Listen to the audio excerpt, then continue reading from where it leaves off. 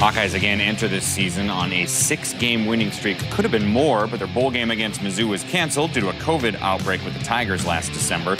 Still, 6 in a row is actually the 6th longest winning streak ever under Ferentz. The Dean of College Football Coaches is with Dave. Coach, short but sweet today. Yep. Seemed like you were backing off a little bit. I know you've got a scrimmage coming up tomorrow. Give us a sense of where you are in camp. You know, it's been good. It's been 2+ weeks of really good work, I think. And, yeah, we wanted to back off a little bit. We got some guys that are nicked up. Hopefully they can go tomorrow. But, you know, it's 2 weeks in. I think we've really liked the attitude of the team, and that's been consistent since January. Most importantly, we've seen a lot of growth and improvement, and that's, you know, if we're going to have a good football team, we need that, especially from younger guys. One area we saw growth as last year went on was at the quarterback spot. Spencer Petras got better and better as last season progressed. How has he done in camp? I think he's done some good things, and we're really happy, to your point. He went through a spring practice this year, went through a normal preseason practice, so that I think that's really going to help him. Plus, he's got a bank of experience to draw upon from last year. So I think all those things are part of that maturation process, and we're really excited to have him leading our team. 22 straight games now, allowing 24 or fewer points. That's the longest streak in the Big Ten in more than 30 years. What makes Phil Parker's defenses so consistently good? First of all, I didn't know that, so I'm glad to hear that, actually. But, you know, I don't know much about football, but or any sport. One thing I have figured out is, like, if you play defense in any sport, you might have a chance to be successful. And so that's something that was important to us when we came here 23 years ago. And Norm Parker started that tradition. Phil's done an unbelievable job taking over. Most importantly, our players believe in what we do, and they work hard at it. You know, nothing happens by accident. Coming off several really good seasons, they had a chance to be great seasons. You've lost some close games. Last 5 losses by a total of 19 points. You've had periods in your career here where you win all of the close games. Hasn't been the case the last couple of years. What do you need to do to turn those close losses into close wins? You know, when we're playing well, that's the neighborhood we live in. If we're not playing well, forget about it. So when we're playing well with it, that's what we have to just try to find a way to maximize. And, you know, we've had a lot of close wins, too, and that's a balance you fight. You know, we always talk to our guys, you know, it's one goal is let's make sure in the fourth quarter we're competing hard and have a chance to win the game.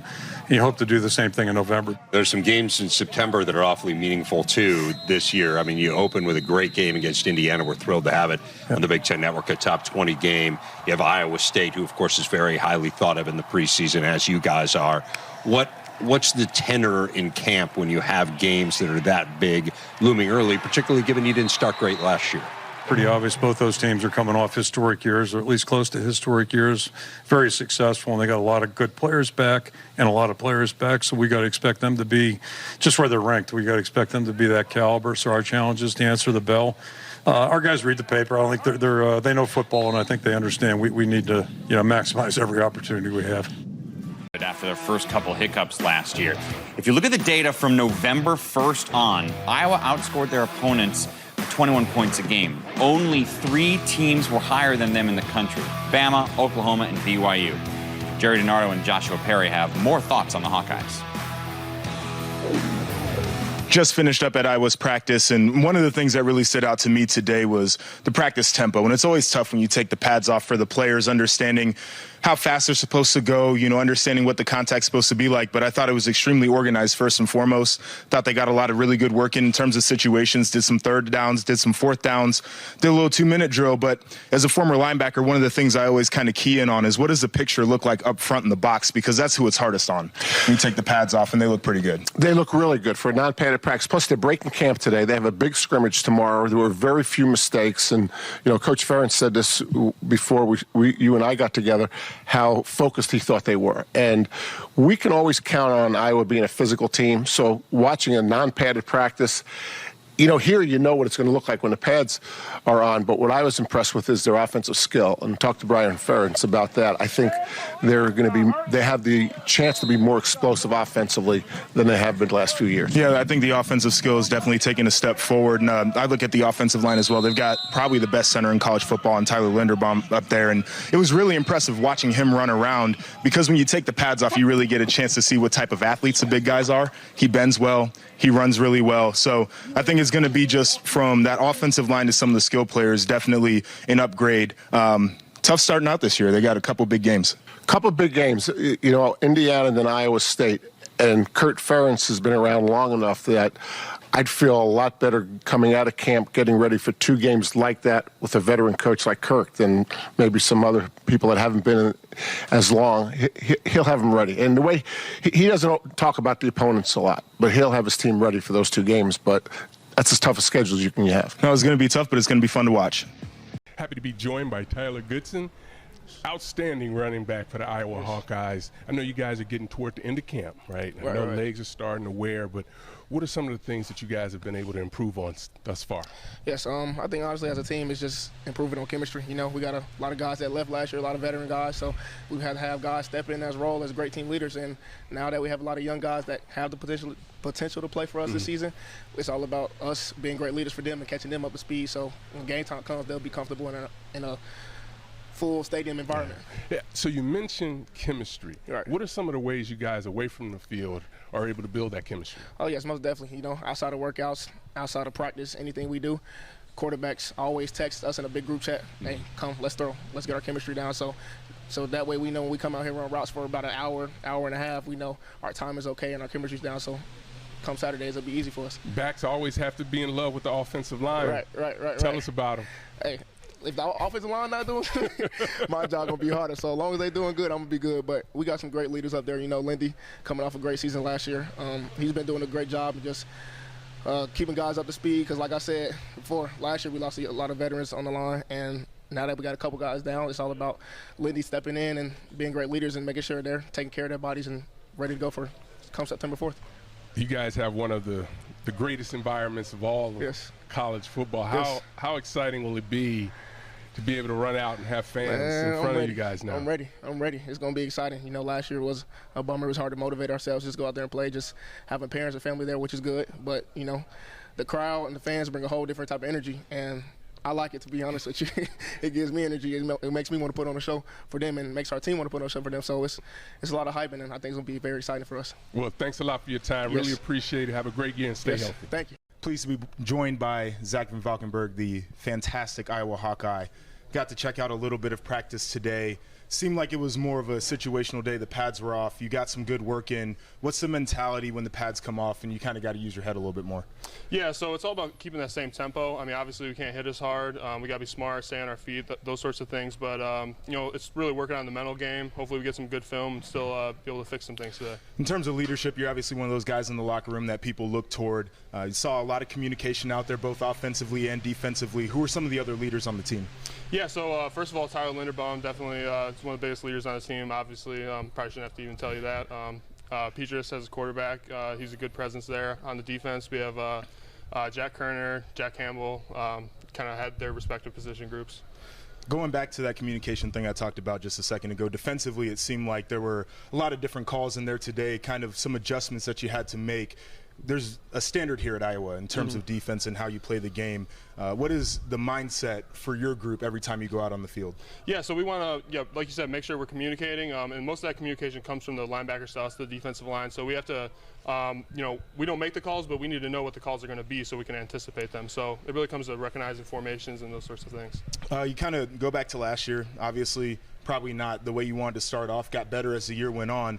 What are some of the things that the guys in the locker room learned from it? Yeah, so it really just emphasizes the need to start strong, to start fast. We can't waste a practice out here. We can't start slow. We're not going to start with an FCS team or anyone like that. We have 2 ranked opponents to start, and we have to be strong. Yeah, and I'll get you out of here on this one. Like you said, you've got a really fast start to the season. What are some of the points of emphasis as you guys talk in the locker room about keeping the focus so you can be ready for those games? Yeah, so we just got to take them, game by game. We can't look ahead. We can't look ahead to week 2 or week 3 or week 4. We have to start with week 1, and we're going to be ready for that. Visiting with offensive coordinator Brian Ferentz. Coach, Spencer Petras is back. About half the teams in the conference have a returning quarterback. You're one of them. Where has Spencer grown since becoming the starting quarterback? I think in every aspect of his play. There's no substitute for experience. There's no substitute for reps. One of the things that I think he's really done a nice job of in the offseason, focusing on, certainly the mastery of the system has increased, but it was pretty good last year. When we talk about making the makeables, it's one thing to complete a ball. It's another thing to complete a ball somewhere where somebody has a chance to do something with it, right? And something as easy as throwing a flat ball, let's not turn his back to where he should be running. The accuracy of some of those real short to intermediate throws, trying to create an opportunity for some of those guys that we have on the outside or even coming from the inside of the formation to do a little bit with the football after they have it in their hands. So been very pleased with some of the touch, some of the accuracy on those shorter passes that I think he's developed over last season.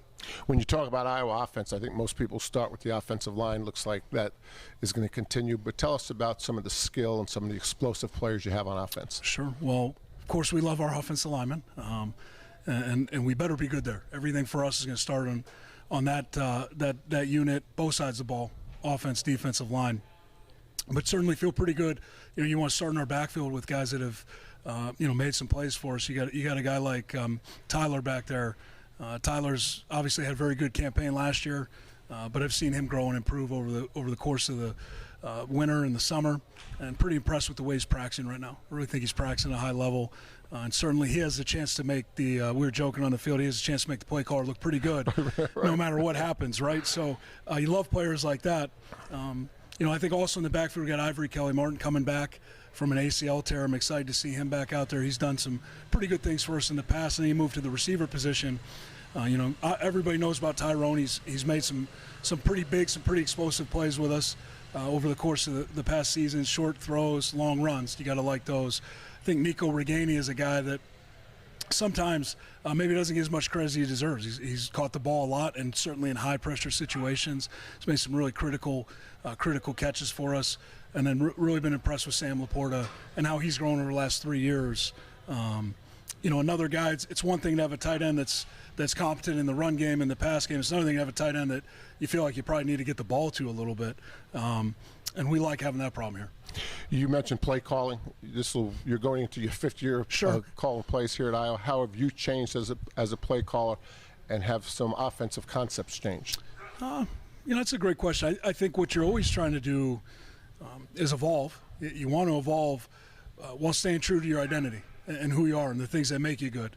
I think there's a difference between evolving and changing, right? So I hope we've done a better job as the years have gone on at, number one, involving the guys that can help us win football games, right? You can't just go out there and call plays or run plays. You got to make sure the ball is going to the guys that are going to help you win, the guys that are going to do something with it. So I hope we've gotten better in that regard. And I think certainly probably we've evolved a little bit formationally, trying to play in not only more multiple personnel groupings, but formationally being a little bit more multiple and really trying to make the defense defend more of the field. At the end of the day, probably my comfort zone, my safety blanket is to get a second back in the game, put one tight end in there, be in a pro set, and run some kind of lead zone play. I love that. I still love doing that. I hope we've gotten better at maybe dressing it up and then adding elements to that to threaten the outside of the defense as well, right. To try to open up what at the end of the day, if we're going to win the football game, we need to run it, right? So you want to win, you got to run it. Problem is to get to that point where it's time to win, you better be able to throw it too. Right. Appreciate your time. Absolutely. Have a great year. Thanks, Gerry. You bet.